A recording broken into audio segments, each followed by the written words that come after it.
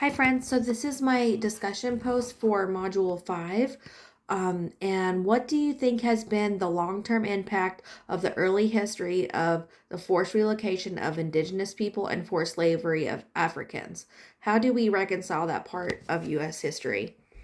So, both of those communities have been greatly oppressed by this, and that continues to be an issue.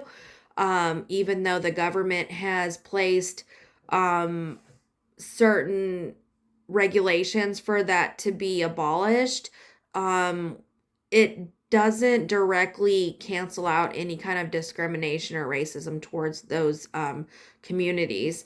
In the text, I found that the way that the government has tried to counteract the discrimination and oppression of these communities is with the African American community. The Jim Crow laws were opposed by the 14th Amendment.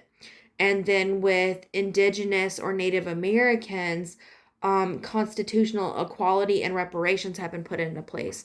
Also, with expanding on that with Native Americans, they have been allowed to keep their land sacred and to themselves, and even been allowed to have their own governments on their land. And we have respected that as our our government entities have.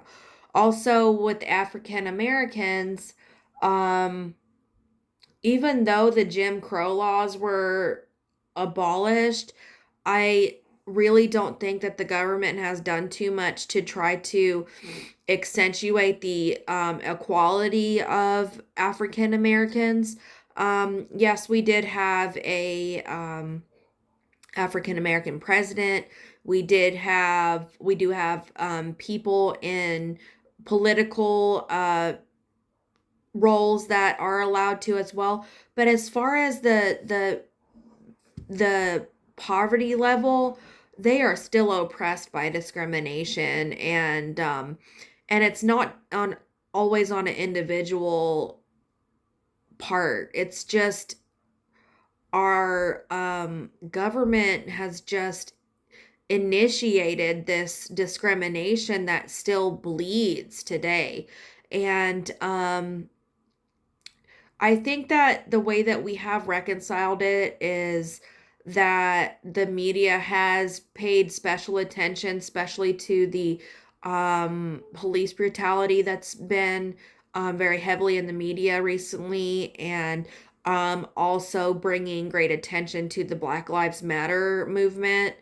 Um, and the media, again, has been a great role that has brought that to the eyes and ears of America. Um, as far as with reconciling also with Native Americans, I also know that they are given certain tax breaks and exemptions for just having that blood run through their veins. And I think that's a fantastic thing. I think that we could do more for Native Americans. We could give them more land.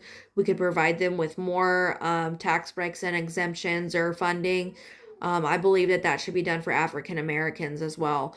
The only problem with that is that people that are of Caucasian ethnicity can also take that as discrimination. So there's pros and cons to both. But I think that we're headed in the right direction to help reconcile that, but there's still a lot more that the government could do. But thank you so much. Bye bye.